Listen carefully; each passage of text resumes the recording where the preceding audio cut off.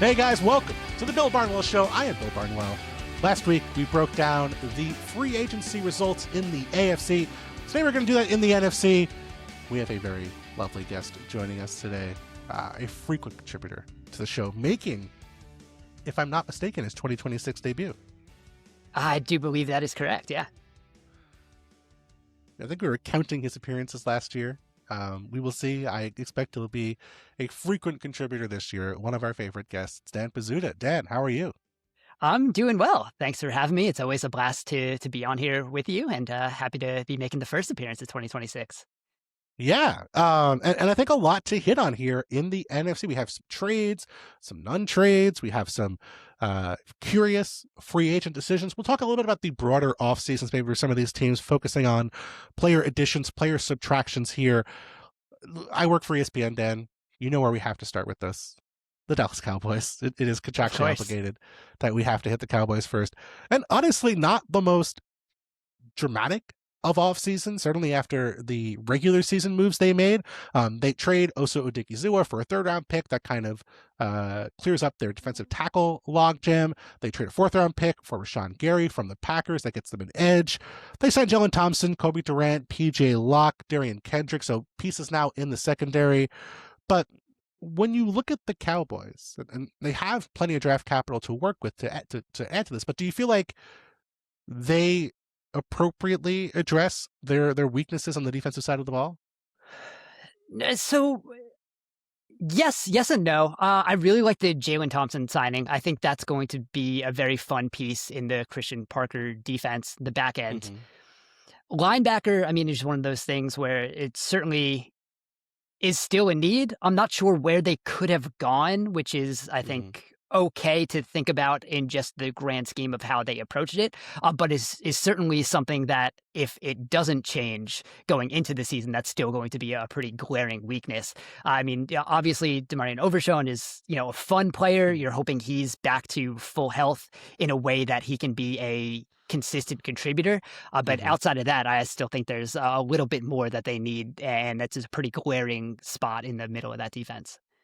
Yeah, plenty of draft capital, like I said, to work with. They have 2 first-round picks. They do have the ability to, sort of address that in the draft. And a draft with plenty of defensive players expected to go in the first round, so the Cowboys could be looking differently with 2 first-round picks there on defense. But I don't know. I just don't trust Jerry Jones. I feel like there's going to be some major mistake happening here. Not major mistake, but just something that's not going to make any sense when we get to the draft. That's actually, now that I said that, not very fair. They're usually pretty reasonable offensive line, defensive line additions, but just feel like they need help at cornerback. They need probably another safety in the mix. They definitely need linebacker.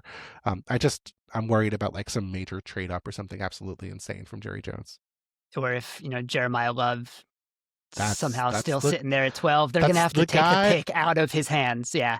Oh, no, not even 12. I think if it gets to like 6, we're talking about a possible trade up for Jeremiah. If he gets past Tennessee, I feel like that's the point where the Browns, who of course would love to trade down, are going to have this conversation. New York Giants, big move in, big move out. So pretty much everybody on the offense who was a free agent went to Tennessee, and I guess Cordell Flott went as well. And everyone who came in was a former Baltimore Ravens player. Isaiah Likely, Jordan Stout, the punter, Darnell Mooney comes from Atlanta, but Ardarius Washington, Patrick Ricard, all on the offensive side of the ball. They bring in Greg Newsome on a 1-year deal at corner to replace Cordell Flott, who left. Mooney, I guess, steps in for Wan'Dale Robinson, although very different kinds of players. I do want to start actually on the offensive side of the ball. Malik Neighbors coming off of a serious injury. The wide receivers now looks like Darnell Mooney and Darius Slayton, who feel like they're sort of like the similar sorts of players. I feel like maybe that's wrong of me to say, but starting on the offensive side of the ball, they don't bring in a running back. Lots of rumors they were going to go after Kenneth Walker or one of the other backs. They don't bring in anybody. Does this feel like a complete offense to you? No, not quite, especially for what they did at receiver, what they really didn't do. I mean, you bring in, I guess we'll count Isaiah Likely there because obviously he's going to be more of a pass catching tight end than he is a blocking tight end. They're probably going to sit in 12 a little more than they did last year with Likely and Theo Johnson. But yeah, like you said, Darnell Mooney is okay, but he has a very specific skill set that hasn't been great over the past couple of years. You have Darius Slayton, who the most toxic relationship, I think, like in the NFL between player and team with whether they like want to be together or Yep, not, and then they continue to be. And year then after year. right, and then Calvin Austin, who is a very again is very specific player. So Hmm. I think when we were first looking at going into the draft, like Cardinal Tate at 5 sounded not Hmm. great, but I think the way this Hmm. team is potentially set up, I think it would make more sense if they did. They still probably have more needs, but definitely adding something else at receiver, even though they did go out to make additions there, it still feels like Hmm. they do need another piece. Because when you look at what Jackson Dart was last year, 26 in EPA per play on plays that Hmm. had a pass attempt or a sack. Hmm. So take out Yeah. scrambles. So they definitely need more to actually make that passing game more efficient this year. What do you think Isaiah Likely's ceiling is now? Going from Baltimore, he was consistently the number two, had a couple big games, but now certainly being paid like the number one tight end in New York. Like where do you think he can go in 2026? I've always been a fan of his, and it's been interesting to see that he didn't completely develop in the linear way that you thought he would, and that tight ends kind of seem to Right. progress throughout their careers. I do Hmm. think he's going to be a good enough pass catcher and can be that kind of size speed mismatch. Hmm. Whether I trust the offensive system in place under Matt Nagy to be using that as well as, maybe another team could across the league or some other offensive minds. I'm not Hmm. sure, but it is interesting. And I think it does give them an element of the offense that they didn't really have before. Yeah, Dustin Dart threw a ton to tight ends. They just were not really good, efficient tight ends last season. And Isaiah Likely did have a fractured foot in camp that you would assume probably kept him less than 100% during the year. Hopefully back to full health now for the Giants here in 2026. But a really interesting team. I do feel like there's um, a lot of ways they could go in round one. If they drafted Jeremiah Love, I would not be shocked. If they drafted Cardinal Tate, I wouldn't be shocked. If they drafted one of the defensive standouts, I would not Yeah, be shocked. But very interesting season. They didn't trade Kayvon Thibodeau, which I thought might have been a possible right. trade spot for them, but I've been saying that for like a year and they refused to do it. So we will just move on from what the Giants should and should not be doing. Philadelphia Eagles, a relatively quiet offseason for Howie Roseman and company. Rumors of an A.J. Brown trade. It just seems like for cap reasons, post June 1st, it makes the most sense. We'll see if that trade Yeah, does occur. always But they lose, did. yeah, yes, for sure. They lose multiple starters on defense. Jalen Phillips, I guess, was like a rotation guy, but really a starter, gets a massive deal from Carolina. The Eagles are never going to be able to match that. Jacoby Dean leaves. Reed Blankenship leaves. They signed Rick Woolen for a 1-year deal for $12 million. They signed Hollywood Brown as a potential third wideout, or I guess a second wideout if A.J. Brown does leave. They trade for Andy Dalton, which was interesting. I do wonder, you know, do you think they should have been more aggressive, or do you think this is a product more of some of their young players coming up for extensions? Yeah, I think it's certainly partly that. And I think the Eagles have always been this team that has a lot of guys in place to make up for the guys that are going to leave. And I Hmm. think they're still there for the most part. And the place where they really weren't on the roster was cornerback two. And I think Tariq Woolen Yeah, is, I think, one of my favorite signings of the offseason. yeah, And me too. he gets this label as a very inconsistent cornerback, but for what he's been able to do over the past 3 years, he was 19th, 14th, and 14th in adjusted yards allowed per coverage snap, which for the Yeah. most inconsistent position for stats year to year, and a player who is viewed as inconsistent, for him to be top Hmm. 20 the past 3 years is very good. And that was one of the easily the biggest weakness on that team, where Yeah, if no question. Adoree Jackson was on the field, he was getting thrown at because you weren't throwing Hmm. at anyone else. So to get that shored up, I think is a huge boost, and I think makes the rest of the defense better. Safety is the one place where I don't really think they had that fill in ready to go. And obviously, losing Blankenship and trading away Sidney Brown, where now it's Yep. just kind of Andrew Makuba there, and I guess Marcus Yeah. Epps you brought back. But I think that would be my one concern that's really left thin. But otherwise, I think the Eagles have always had enough pieces to be just kind of filling in guys as they leave. Yeah, it does feel like safety is probably where they're going to go in the draft.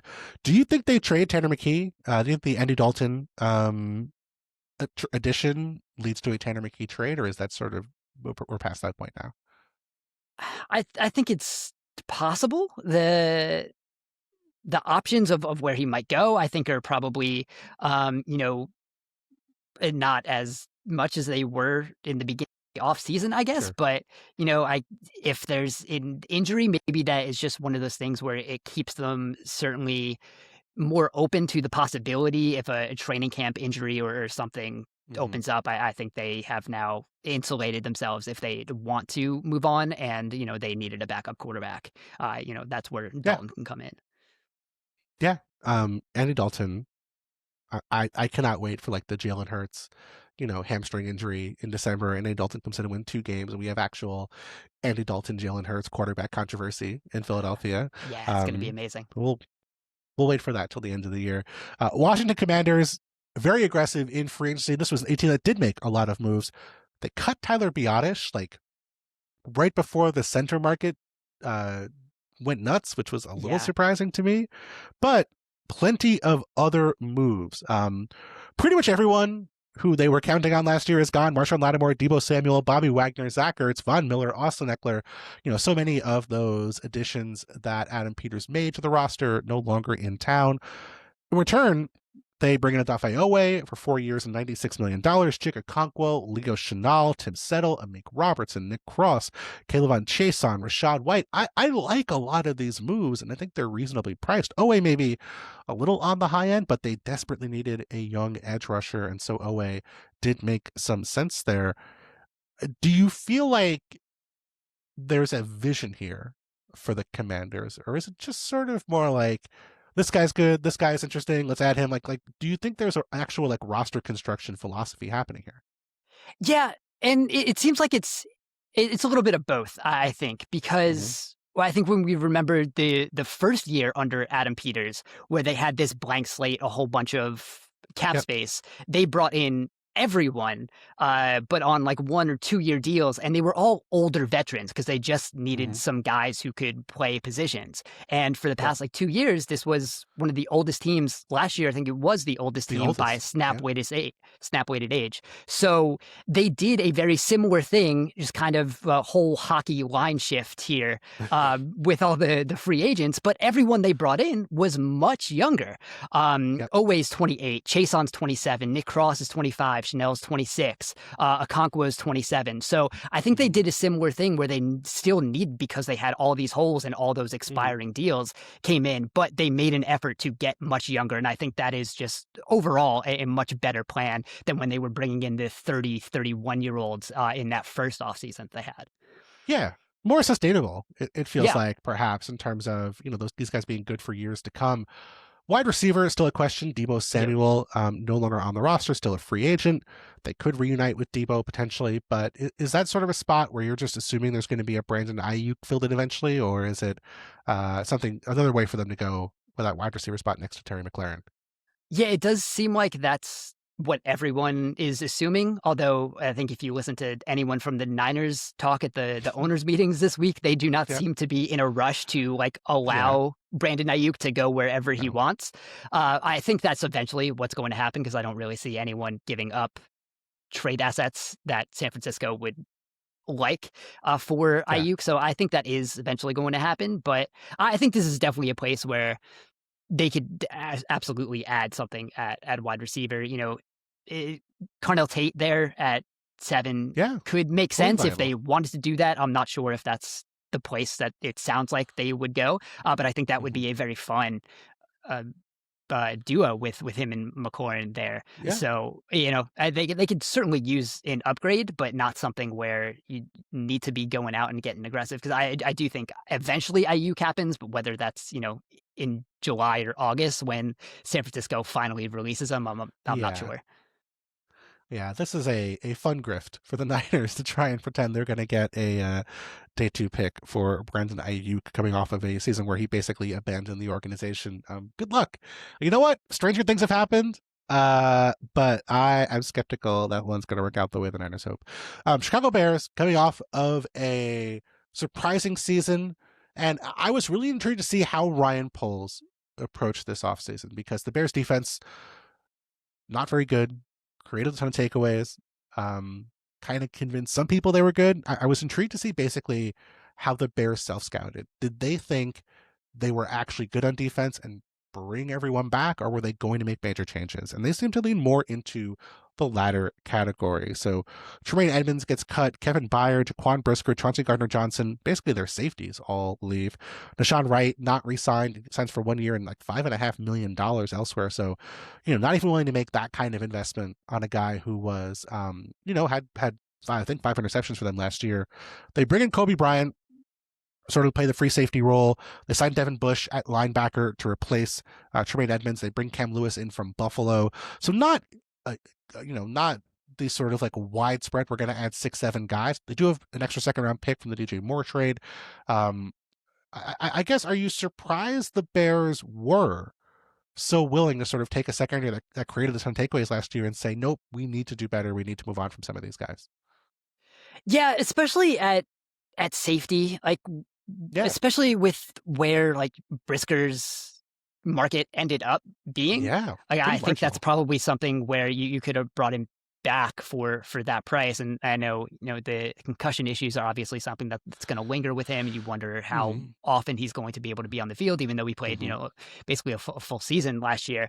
Yep. I mean, I love the Kobe Bryant signing, but how much better is Bryant and Cam Lewis over, what they had last year? Although I Yeah. understand getting younger there. I think, Devin Bush was very underrated last season with Yep. what he did in Cleveland, the coverage and just kind of being all over the place making tackles. So I Yeah. think there are some things that make sense.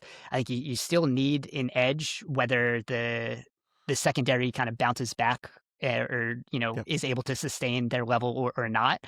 And so yeah, like but basically you're still hoping that the corners you've had in place for the past like 3 years, which is Jalen Johnson, Mm-hmm. Tyreek Stevenson, and Kyler Gordon, are going to be good again. And I think that's a Yeah. decent bet to make. But I maybe would have added just a little more to kind of protect yourself a little bit in case they're not. Yeah, that's exactly how I feel about it as well. Drew Dalman retires. They replace him with Garrett Bradbury from the Patriots. As I said earlier, they trade DJ Moore to the Bills for a second round pick, which I thought was a very solid return for the Chicago Bears. But work to be done there on the defensive side of the ball. Still, like you said, edge I think is a concern. Although they're in a tough spot. They signed Dayo Dangbo to a big deal last year. He tears his Achilles. He has a significant guarantee this year. Grady Jarrett's on a significant guarantee. It's their own doing, to be fair, but they're spending a lot on it right now between Dangbo and Montez Sweat. So I wonder if they will go out and make another significant addition. Um,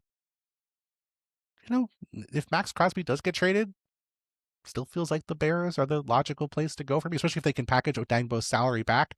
But we will see what happens with the Bears between now and draft day. Detroit Lions, a transitional offseason for them. They have a ton of players coming up for big deals. Jahmyr Gibbs, Jack Campbell, Brian Branch, Sam Laporta. And so this has been sort of a eat your vegetables offseason. They trade David Montgomery away. They get a 4th-round pick, a 7th-round pick, and Juice Scruggs. The old 5th-round value for David Montgomery. They lose Alex Anzalone, lose Mick Robertson. They don't resign Al-Qadim Muhammad, and that was one that really interested me because he has like 10.5 sacks last year. He's obviously not seeing many double teams across Jermaine Hutchinson, but like had like a legitimately solid season for a veteran. It's a career year. He's not going to have 10.5 sacks next year, but they have so little on the edge, and not only do they let him leave, but he goes to Tampa Bay for like 1 year and $4 million. I was shocked to see they were not willing to make that kind of investment in a player who was really productive for them last year. And I guess I'm sort of like still wondering what's their strategy going to be on the edge next to Hutchinson. Yeah, that's always been just a weird spot for them. Like they signed Hmm. DJ Wanham, but Wanham's probably a much better third option than he would be Yeah, for just sure. solid number two. He's making 3 million Uh, bucks. right, and that's what you're paying him for. And Peyton Turner was another guy they brought in, but again, that's depth. So Mhm. maybe that's somewhere they try to go in the draft, but then that's also asking a lot of the a rookie who, potentially a Yeah. first round pick there. When you look at the Lions defense as a whole, I think there are Hmm. still some questions, especially when you Yeah. look at the edge, but then you look at what also they've been doing in the secondary. They lost a Hmm. couple guys there, and at Yep. safety, where you don't really know what Kirby Joseph and Brian Branch are going to be heading into the season, coming off Hmm. injuries, when they're going to play, Hmm. how close they are to full health when they do play, and there's not really much there behind them to be replacing them or really as a contingency plan if Yeah. those guys aren't what they are expected to be. So I think the Lions defense just in general is a little interesting, and it's going to put a lot of weight on Aiden Hutchinson, which is kind of what has been the Ha. the Lions' MO over the past couple years. But I think that is certainly a place where you want to kind of just add some depth there, because I think that is the place where they're still lacking a bit. Yeah, Brad Holmes thankfully appears to have kicked his addiction to Marcus Davenport signings. He has not brought him back to my knowledge so far this offseason. And I mean, the offensive line is a concern now. They cut Graham Glasgow for cap reasons. Taylor Decker is released. They're moving Penei Sewell to left tackle. They signed Cade Mays at center, but questions about right tackle. I mean, Giovanni might be in the option there, but, the Lions could go right tackle in round one. I think they should probably go defense, but just a team where for years we've been like, man, this team is so stacked, so much young talent. They brought in a bunch of pieces and veterans to help out. It doesn't feel like the roster, and there's still stars there, and that's good, but there's just not the same depth that there's been in years past in Detroit. Yeah, it feels like they're problem solving now more than they had been before. And I think the switch to left tackle is probably going to work for Penei Sewell. Yeah. It's not something where I think you need your best offensive lineman to be playing left tackle, but I think for Mm-hmm. where the Lions are right now, it's probably easier to find a right tackle this offseason, Yeah, especially for in this sure. draft, than it would be a left tackle. So that probably makes sense. You mentioned Cade Mays. It's probably one of the better deals of the offseason too, Yeah. especially when we talked about what the center market did. And to get him Mm-hmm. for $8 million, that's Yep.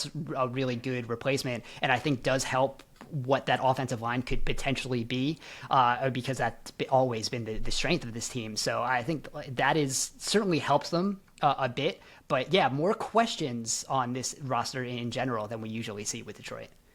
For sure. Green Bay Packers obviously down their first round pick this year because of the Micah Parsons trade. They lost a bunch this offseason. I mean, a lot of young players leaving the organization. Malik Willis, Romeo Dobbs, Quay Walker, Kingsley Enagbare. They move on from Nate Hobbs. They trade Rashawn Gary. They cut Elton Jenkins. They trade Colby Wooden for Zaire Franklin. Only a couple additions. Javon Hargrave comes in defensive tackle to be in their rotation, kind of the Kenny Clark replacement. And then they signed Benjamin St. Juste at corner, which is something they needed to address. But Dan, I sort of wonder with Rasheed Walker, this was probably the biggest miss. I know for me, for a lot of people, I think, in free agency at left tackle. I was expecting a significant deal, something in line with what Dan Moore got last year from Tennessee. Instead, he signs basically 1 year and $4 million with Carolina.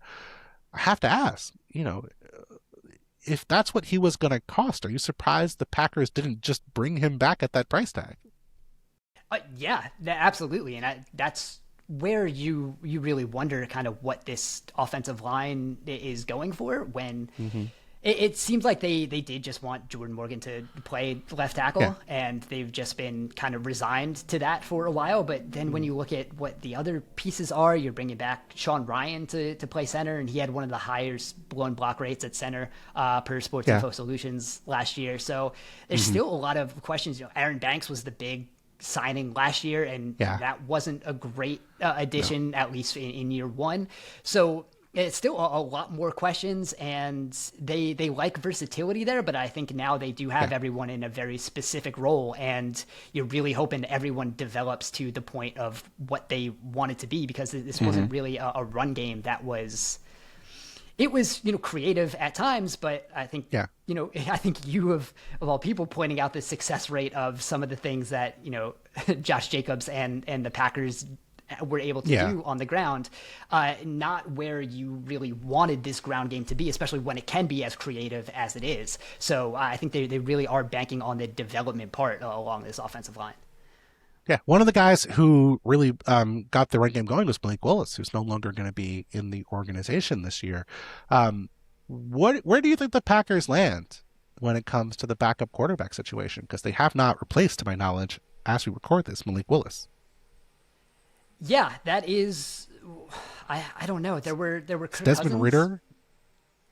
Yeah, I don't know. There were. But the thing about Kirk Cousins, you have Sean McVay at the meetings actively begging Kirk Cousins to join the organization. Right, and Kirk Cousins is not in the age range of the Green Bay Packers. No, either, even no, as a backup. So I don't really know. That is certainly going to be an interesting place for them because you look at what the age is. It might be like a Desmond Ridder type of thing. You mentioned the age range, and of course, Malik Willis is a guy they acquired on the cheap from Tennessee after they moved on from him as a second-round pick. I do wonder if this is the Anthony Richardson landing spot. Yeah, it certainly could be. That would be very interesting, and I think the Packers and the Rams are probably the most interesting spots for Richardson if he was able to sit and develop, and would be a Malik Willis type of acquisition, I think, and that would make a lot of sense. I think Chris Ballard was just talking either today or yesterday about it. Don't be surprised if Richardson is still on the roster in 2026, which could just be that they don't get anything worthy in a trade. But if the Packers do go that way, I think that would be kind of their MO of what they're looking for in a backup quarterback. So it would make a little bit more sense than signing a Kirk Cousins or like you said, a Desmond Ridder or anyone really of that ilk. Yeah, it feels like these interview sessions are basically just a way for coaches and GMs and owners, even at times, to just beg for someone to trade for the players they don't want on their roster. Oh yeah, we'll keep him for sure unless we get a good deal, guys. I mean, like you said, they might not get anything for him, and they might have him on the roster for the sake of having him on the roster, but I think he would be the number 3 in Indianapolis, which does not seem like a place that would make sense for anybody involved. Good news is, a team that is not undergoing any kind of quarterback overturn or controversy are the Minnesota Vikings, who certainly looks like J.J. McCarthy is on his way out. They do sign Kyler Murray to a 1-year deal for the minimum. It's sort of cheating because, another team is picking up the tab, but is that the best signing of the offseason for you? Yeah, absolutely. And I think when we were starting in the offseason or even before the offseason, thinking about where Kyler would go, the fact that he would be cut and then able to be signed for the vet minimum was not really even on my radar, because you would just think there would be Kyler is a good enough quarterback that you probably could have been traded if I think Arizona really wanted to, but it seems like they just wanted to move on for whatever reason. And, we'll get to the Cardinals and whatever they're doing at quarterback. But for him to come into Minnesota, which is easily the best spot for a quarterback to have gone into this offseason, to come in at the minimum, he fits a lot better than I think a lot of people are giving him credit for. There's a lot of the, can he do under center play action? In 2024, Kyler ran the 5th most snaps of under center play action in the league. And that was his best year in this iteration of the offense that he was with. He was 11th in QBR that year. He was, I think, 11th in EPA per play. It's going to add a dynamic to the run game, which I think the Vikings just have really needed, especially in the Kevin O'Connell era. They just haven't really been able to have that juice, and I think having a mobile quarterback certainly opens that up. I think I think this is going to work out really well. And when you just kind of look at the one-to-one improvement of what the offense is going to be from last year to what it could potentially be this year, that's a big leap. And Yeah. the defense didn't make a lot of changes. Defense had some losses, but I don't think the defense has to be the second best defense in the league anymore. You can be 10th or 11th, and then Yeah. maybe the 14th best offense. That's a much better team than the Vikings were last year, and I think that's probably where they're going to be sitting now, and that's more than fine. Yeah. Ideally, you would not have to have the defense force 5 takeaways a game to win if you are the Minnesota Vikings this year. They rumors of a Jonathan Grenard trade, potentially for cap reasons. Again, the Vikings did come out at meetings this week and say, yeah, we don't know about that. We'll see. He wants a bigger contract. He deserves a bigger contract. He's a great player. They have Dallas Turner. They want to give more playing time to Andrew Van Ginkel is obviously phenomenal when he's healthy. So I would assume a Grenard trade does happen down the line somewhere, but we will see. What do you think happens with JJ McCarthy? Do you think he's on the roster in 2026? And if not, do you think there's another place he goes, and where?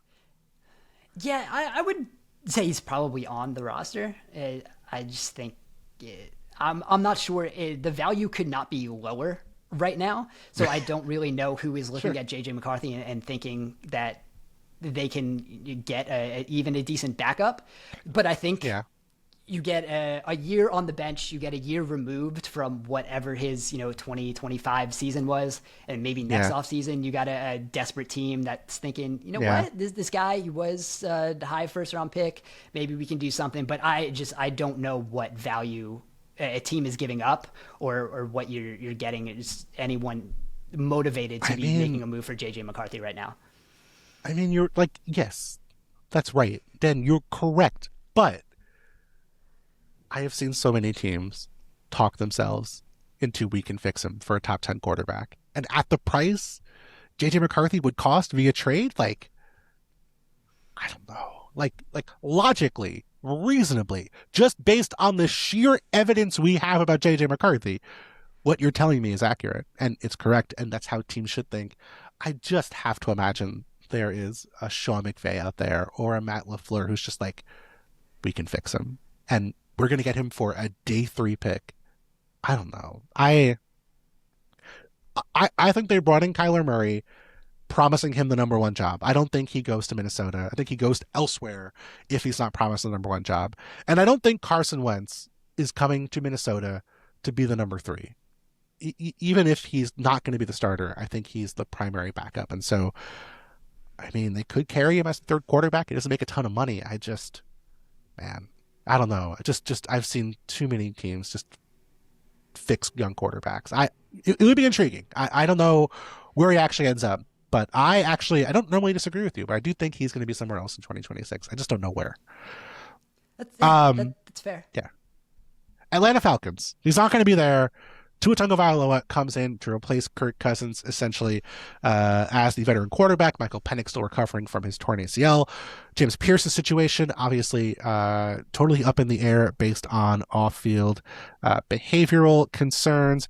But a lot of moves, not really many major moves in terms of the roster personnel besides Tua.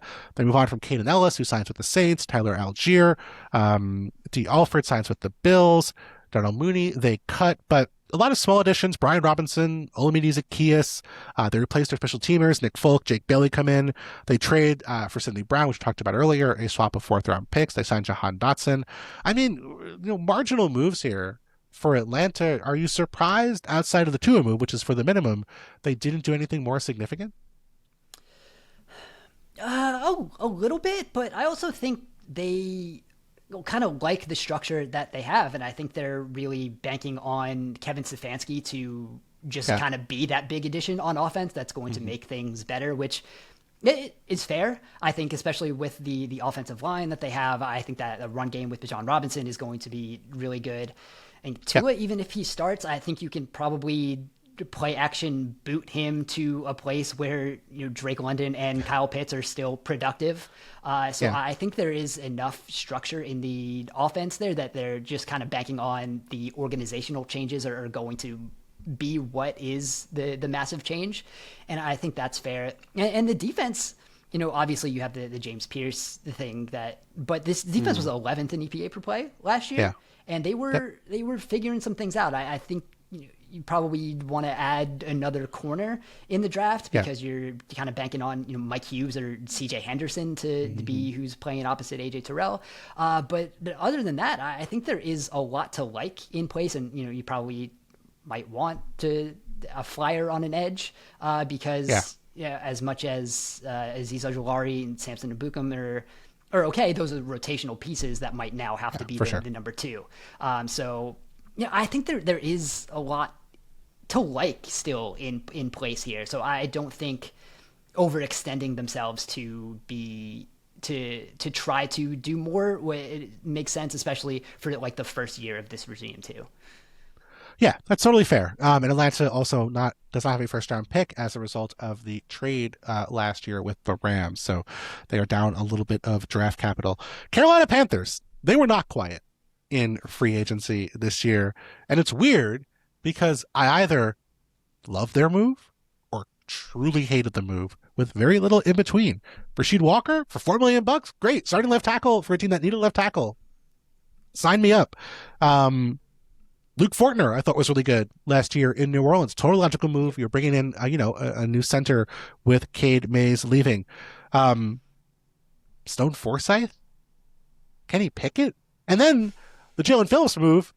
I love and hate at the same time because you're adding, to me, one of like the most exciting down to down pass rushers I saw last year, destroying guards on the interior, great pressure rate on the edge, a really exciting young player. And he's getting $30 million a year for Jalen Phillips. He's never been that player before. He's not produced at that level. He has one of the most significant injury histories in all of football. Retired in college because of concussions, ACL, and I believe an Achilles as well in his NFL past. I want to like this move. Jalen Phillips is great. I love Jalen Phillips. And yet, this just feels like an incredibly risky move from Carolina. Yeah, and it just kind of seems like they had the kind of PTSD of the Milton Williams deal Yeah, last missing out year, on Milton where Williams. they thought he was going to be a Panther, and then New England comes in and gives him the better deal, and he ends up Yeah. on the Patriots and being a very good Yeah. player when he was on the field. So I think Yeah. they just went in with Phillips and even Devin Lloyd, who probably didn't get as much as we maybe thought he would have Yeah, been as one for of sure. the top linebackers on the market, but still Mm-hmm. probably a little more than Devin Lloyd should be paid. But I think there's a bit of an in between there. It's just those two guys were players that they knew they needed because they needed Mm-hmm. edge, they needed linebacker based on what they had last year. So it's a very significant improvement over the personnel they had. And they did have the cap space, and they certainly went out and made sure they were not going to get outbid for those hires. So in a way, I understand it. The Jalen Phillips deal it's a lot of base salary too, so I think they're going to be Yeah. playing with that in future years. So Mm-hmm. I guess that makes it a little better because they'll be able to, I think, fit some more salaries in there with some of the guys that they'll eventually be needing to pay, as part of their younger roster too. So it's certainly this is a defense that needed improvements, and it's one of those defenses where you like the structure involved, the players just weren't there, and so for them to go out and to get those type of players, you kind of have to overspend a little bit. So I understand it. Probably not the way I would have built the defense, but that probably extends back a couple years. But for the place they were now, I get it, especially with what happened to them last year. Yeah. I mean, there's a scenario where Jalen Phillips is healthy and he's a $30 million a year player. Like, that is a completely plausible scenario. It's also a scenario where he plays like 9 games over the next 2 years and he is basically a zero and getting paid $30 million a year, and that probably gets people fired. So I'm not opposed to it. It's just, it's a really risky move, and risk is not bad inherently. Like risk can be fine at times. I think that's the kind of player you want to bet on, but man, I'm happy I didn't have to sign that contract. I'm happy I did not have to put that number into my spreadsheet as a member of the Carolina Panthers organization, because that is going to be either a really good move or a really bad move. The New Orleans Saints, perennially a team who exist in their own universe.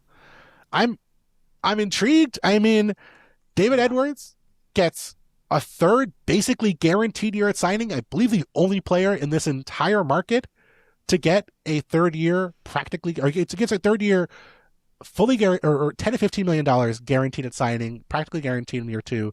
A lot of guys get practical guarantees in year three, like Tyler Linderbaum's deal. Yes, that's going to be practically guaranteed in year three. Superstars typically get practical guarantees in year three. David Edwards is a good player. He's like a very solid, above average, maybe even a Pro Bowl caliber guard. Surprised he's the one player in this market getting a significant guarantee at signing in year three. They bring in Caden Ellis. Good, again, good player, good blitzer at linebacker, early 30s, coming off of running Atlanta where he was solid. They replaced Demario Davis with Caden Ellis. They signed Travis Etienne, excuse me. And everyone's saying, okay, well, Alvin Kamara's probably retiring. And then we get to meetings and they're like, oh, yeah, Alvin Kamara's probably going to play. We have just two running backs now. I mean, I sell me on the same strategy. Does this make sense to you? So, yeah, intriguing, I think, is the right word. And I think for what they did compared to previous Saints seasons, they did not overcommit to anything. The David Edwards contract is big, but I think in terms of, the average value, it's a decent deal for no what question. David Edwards in, and it's going to help. What they didn't do was try to keep the band together, which is what the Saints have done every offseason since the Saints started Saintsing. They didn't really have the money to be doing that. They have $112 million in dead money still on this year's cap. They're still paying. Derek Carr is a $39 million cap hit for them this year. Man. And I think we just have to, underrated part of the offseason, because so much else happened, is Derek Carr saying he would come back for a contender, and every contender just being like, yeah, it's okay. We're all right. But for the Saints and what they did to allow some of those veterans to go, obviously, you still have $19 million on the cap for Cam Jordan, 14 for Demario Davis. Yeah. But to kind of get younger, have some of these short-term fixes. And I think this is kind of the offseason we've wanted to see for the Saints for a while. And I think having a young, decent enough quarterback certainly helps, where that can kind of just speed up the clock a little bit and let them reset what this roster is. They have $76 million in cap space next year. Have we ever seen the Saints with positive cap space in a future year? So I think this is just kind of that offseason where they got to reset a little bit. It brought in some guys that can help. Again, speaking of sneaky defenses, this defense was 10th in EPA per play last year. They did some really legit fun good defense. things. And so I think there are just some places where they tinkered a little bit. So the fact that they didn't try to do anything massive or keep so much of those veterans in place too, I think this is a positive offseason for the Saints. I mean, very fair. I think if the argument is we're going to sort of reset on some of those contracts we were restructuring for a decade, and we're going to bring in help for Tyler Shough. Yeah, that's fair. I mean, I could quibble with the third guaranteed year for Edwards. I don't know if Achane, I understand wanting to bring in the local guy, nothing wrong with that, but you have Kamara on a significant salary. If Achane's going to be the lead back, it's a lot at running back for a team, but you're bringing in help for Tyler Shough, and we'll see if they are a team that maybe goes for a wide receiver early in round one as well to kind of supplement what they have on offense. Yeah, that would make a lot of sense. And I think when you look at some of the longer, fully contextualized answers that they had about Kamara, there's a lot of he's in the room right now. So it wasn't a lot of full committal. So I'm still curious to see whether he is actually on the roster once the season starts. But yeah, like you said, I probably wouldn't have gone as hard at running back, but I understand it. Bringing in some pieces, I still do think they need wide receiver help, which you can get, if not in the first round. This is a fun wide receiver class where there's going to be guys on day 2, day 3 that would be good fits next to Chris Olave. Getting an Olave deal would, I think, go far too. So I think there are still things they need to work on, but I think also we're grading on a curve. At least I'm grading on a curve a little bit of what the Saints have been in the past. And I think I was very I liked more of what they did than I didn't like, which has not been what I've said about the Saints for a while in their off-season adventures. Adventures is a nice way to put it. Bucks also moving on from several longtime standouts. Mike Evans, of course, the notable one leaving for the Niners. We'll talk about that in a minute in the San Francisco section. But Jamel Dean leaves for the Steelers. Rashad White, Hassan Reddick is on a longtime Bucks, but he moves on as well. He's a free agent still, I believe. And Levante David retires. They replace him with Alex Anzalone, which is a move I loved. Bringing in a rangier cover linebacker. I think they really needed that last year. Kenny Gainwell comes in as the Rashad White replacement. Again, another move I like. Ashawn Robinson comes in to help a defensive tackle. We mentioned Al-Qadim Muhammad signing on the edge. I think a very good deal for him. I guess I sort of look at the Bucks and I'm like, well, I like the moves they made. I guess I just wonder, do you think they should have been more aggressive to keep some of those long-term veterans, the Evans, the Deans, I guess if David was retiring, not David, but the guys who have been standouts for this organization for so long? Are you surprised they were not able to get those guys to stay in the building?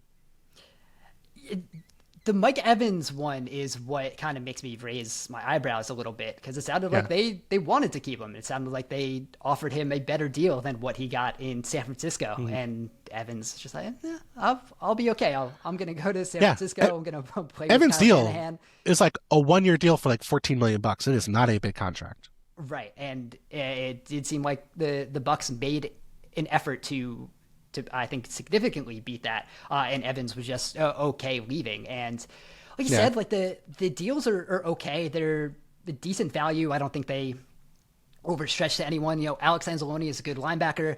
I like him slightly less replacing Levante David than I would him replacing Sebastian Dennis, who I think might have been one of the worst down-to-down linebackers last year. So I still think that it's a lot to cover up for him there.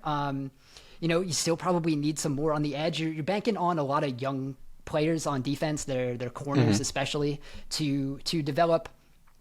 You certainly have a lot of help with Anton Winfield Jr. and Tyke Smith, who was actually awesome last year. I don't think was talked about a lot. So you're banking on a lot of the young guys. You got the 2 draft picks from last year. You're really hoping to step up in year 2. Personnel wise, the offense again is probably fine, but it just you certainly would have liked Mike Evans. I think everyone would have liked Mike Evans. So I don't know like if it's a huge loss. I think just more in terms of that Mike Evans was just saying, yeah, I'm okay to leave. I'm not totally sure this is the place that's going to be the best for me. It leaves a little more of a sour taste in your mouth about what the Bucs did this offseason. Yeah, and you look at their roster. It's not like they have huge holes. It's not like you're like, oh, they have to address this position. When I was doing a piece for ESPN on position every contender needs to fill, and for the Bucs, it was tough. I mean, I chose corner just because Benjamin Morrison, their second-round pick last year, had a rough rookie year. But I wouldn't be shocked if Morrison was totally fine in year 2. He's a rookie cornerback. Sometimes just struggle early in their careers. But with so many other teams, it was like, oh, this is the obvious spot to address. For the Bucs, it's almost like a lack of star power. It's almost like they have reasonable solutions, or guys that they should be optimistic about, just about everywhere on the roster. But there's just not that. Outside of Tristan Wirfs, maybe Emeka Ibuka based on the first half of last year, Vita Vea at this point of his career, maybe, but there's just not a lot of, Antoine Winfield, I guess, would be the other one, but there's just not that sort of star power that you sort of want on your roster. And Mike Evans was a star. Jamel Dean was a star last year, according to a lot of the cornerback metrics out there. So, it's just tough. I just think they're in a spot in that they sort of needed a Mike Evans to come in, and they were not able to get that. They lost one. So that's just something I feel like, they could use a really exciting high upside draft. Yeah, that would certainly help and add some younger players at impact positions. I think is probably kind of what this team needs. That has been good for a while, and that's but kind of where they've topped out. So if you can get some high impact guys in the draft, I think that certainly helps to. I don't think this team's going to be bad at all. And I think, like you said, looking at the roster, that's probably where they are, and that's fine. But you probably, with what this team has been, how much they have kept the band together for a little bit, heading into whatever this next era of the Bucs is, you probably just want to be a little ahead of where you are right now. It's fair. Arizona Cardinals, we'll talk about the quarterback situation. The offensive line is really in flux. Jonah Williams leaves. Evan Brown leaves. Kelvin Beachum, Will Hernandez leave. They bring in Isaac Seumalo to play guard, Elisha Wilkinson to play right tackle. And they signed Gardner Minshew to be part of the quarterback situation with Jacoby Brissett. Are you excited about the quarterback options here in Arizona? How do you think that battle plays out? Or do you think they had someone else between now and the start of the season? To get me interested, I would like them to add someone else before the start of the season. I don't know who that could be, but as you pointed out with Jacoby Brissett and Gardner Minshew right now, it's not super interesting. Although no. I am intrigued by Michael Flohr. Like, I've liked a lot of what he's done, even going back to his time as offensive coordinator of the Jets. You watch those games, there was a lot of this Shanahan offense in place, and there were a lot of things open, and the quarterback was not very good. No. So I think there's going to be enough structure where I don't think this offense is really going to bottom out. You still have enough at pass catcher, which is going to be interesting. So I think this is something where they just kind of skate by for a year, build that foundation with that new system in place, and whatever happens in 2027, where we always say next year's quarterback class is going to be better, but I think it very clearly kind of has to be, considering there's one quarterback most people are talking about as a first round pick. So I think there is a little more to come next year. So I think it makes sense for where they are. I think if they had kept Kyler, it would have been understandable, I think, with everything else that they have in place, because the defense is still going to be fun. Keeping Nick Rallis, I think, makes a lot of sense and they kept a lot of the defensive pieces in place. Yep. Where I think there's a lot to like there, but I think they were just set on having a reset at quarterback and just having that be a 2027 issue more than a 2026 one. Yeah, that feels like something where ownership basically said, we're done here with Kyler. We're going to move on, and we're going to hire a coach who knows that's going to be the case here in Arizona. LA Rams, very little this offseason. But the moves they made were significant. They sign Jalen Watson. They trade a first-round pick for Trent McDuffie. They signed Grant Stewart, who is going to hopefully fix their special teams coverage, which was a nightmare last year. That's it. Those are their three additions. The big story maybe coming out of this week's meetings was the possibility of a Davante Adams trade, which the Rams said, we talked about it, we decided against it. The Rams also talked about A.J. Brown earlier this offseason. According to multiple reports, they did not trade for A.J. Brown.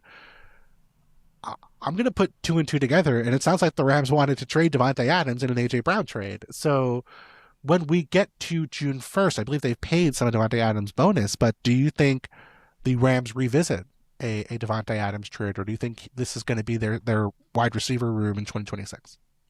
I think they're certainly open to it. I wouldn't be surprised also if we see them take a receiver early too. Yeah. I don't know if they'll the Kenyon Sadiq. I think we can talk about a pass catcher, obviously not a wide receiver, but just kind of adding a offensive weapon to that offense. I think that is something they want to do, just to have some more, dynamic ability in that offense, get younger also, especially when you kind of look at what Davante Adams is, getting older. He's still very good at what he does.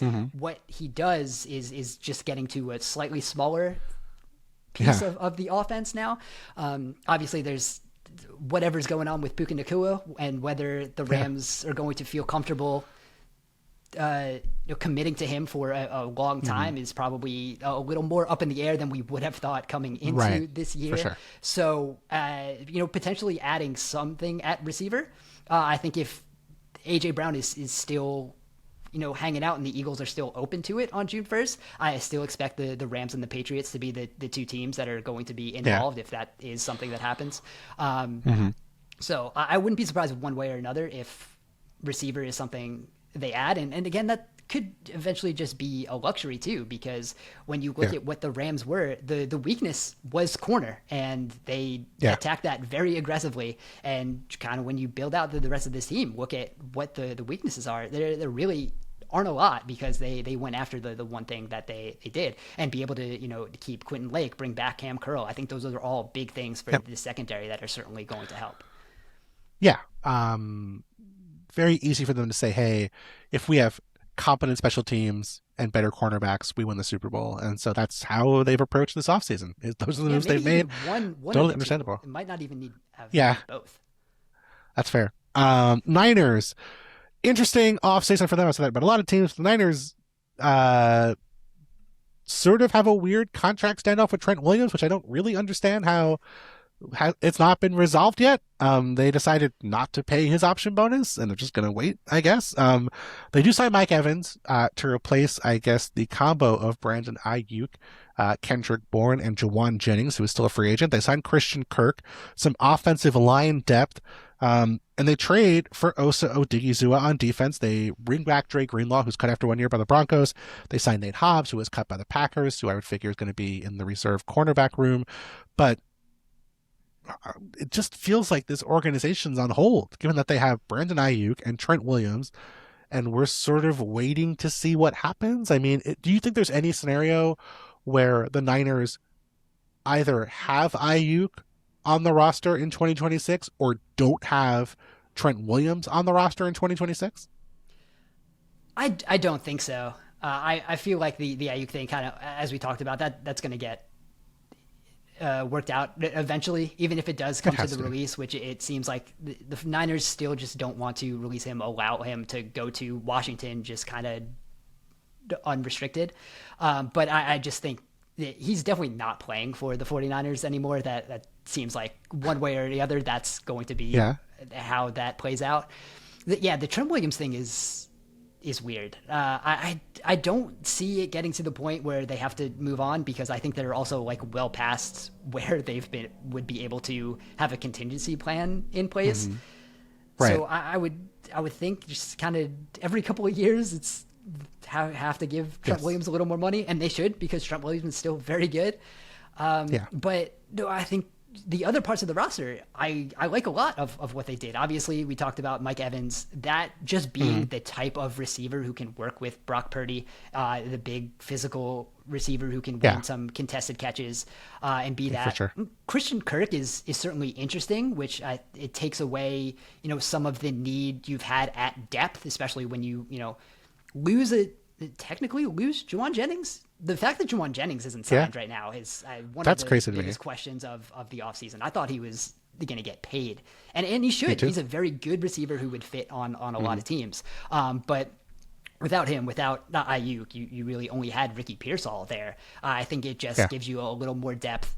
Osa Odigizua is really good. Like, I don't know if enough people like understand how good he has been for the Cowboys, and I understand he was potentially a little redundant. Kind of, I guess, if you want to keep Kenny Clark, which you probably want to for at least appearances if you're Dallas. But Odigizua was one of two interior defensive linemen who were in the top 10 of pass rush win rate and run stuff win rate. And that is something that and along with Quinnen Williams, so who is now a Cowboy. So obviously you kind of have that skill set, I guess, but to have that and only give up a third round pick to have him be one of the better interior linemen in the league, something that San Francisco really needs, adding to that pass rush too. I think there's certainly, this was a good roster, I think, and where they added certainly was where they needed to add. And I think those are some fun additions that are really going to matter. Yeah, I agree. I'm very intrigued by this team. You could maybe argue a little more in the secondary would be nice. Maybe it's safety, but they can address that in the draft. Like you said, if it's not Trent Williams, a left tackle, there's no plan B. So I'm intrigued to see what the plan is if they do move on from Trent Williams, although I think that is a very, very unlikely. Finish up here, Seattle Seahawks. They do bring back Rashid Shaheed. They don't move on from Cooper Kupp. They let Kenneth Walker leave, let Kobe Bryant leave, let Boye Mafe leave. It's sort of an incomplete grade for me here, just because they have 4 comp picks coming. They have a 4 and 3 fives coming. I would be shocked if they did not add some veteran depth on the defensive side of the ball after June 1st, when the comp pick formula is going to reset. But I guess what I find curious, and I want to know what you think about this as we finish up here, given where they decided to spend to bring players back, are you surprised it was for Rashid Shaheed and not a Kobe Bryant or a Boye Mafe or someone else, or Kenneth Walker even? Like, are you surprised that was the player that they decided to bring back at the price tag they brought him back at?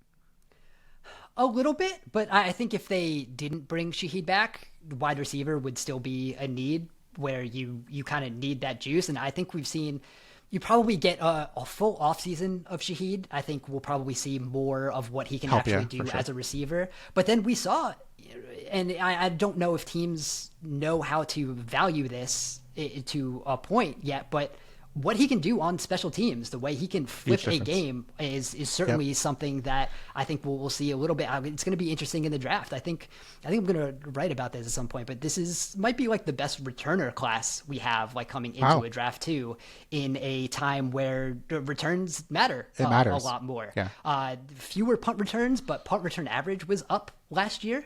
It's just something where I think that can be a place where you have a higher impact than we've seen. So I think that played into Shaheed a little bit, and I think having the juice to downfield, I think we'll see more of that with a year of him in place. So it does make sense a little bit, and I think they are a team that just kind of trusts what they can do on defense, where I think they'll be able to slide in some players, and I think with the just Mike McDonald's system, knowing that they have enough technically in place, schematic wise, everyone kind of knows what they're doing, that I think they can just kind of put some different pieces in there, and they're still going to feel really comfortable about what they can be able to do on defense, especially when you're just kind of fitting kind of complementary pieces into the dominant pieces on that defense. You didn't really lose any of those.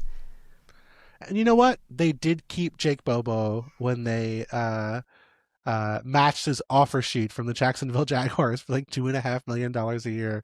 My favorite low stakes challenge of the offseason, James Gladstone trying to get Jake Bobo on the roster as the wide receiver for the Jacksonville Jaguars. Fantastic. I love restricted free agent movement. It's fun. Oh, it's the best. It's the best. Dan, you mentioned you were going to write about returners and how this could be a very fascinating draft for them. Where can people check that out and everything else you're doing? You find it on snapsandstats.ghost.io, which again, also just find it on socials. I'll link to everything. Dan Pizzuta, it's very, I'm the only one. So if you search for that on whatever you're looking for, it's very easy to find. Mostly hanging out on Blue Sky, doing some more YouTube stuff, also heading into the draft. So you can, find me there. I'll be hanging out. Check it out. Dan is one of the best doing it. Obviously, he's on like every single good NFL podcast, so you know he is beloved in this space. Dan, thank you so much for your first of what will surely be countless appearances on the show in 2026. All right, thanks, Bill. It's always a pleasure.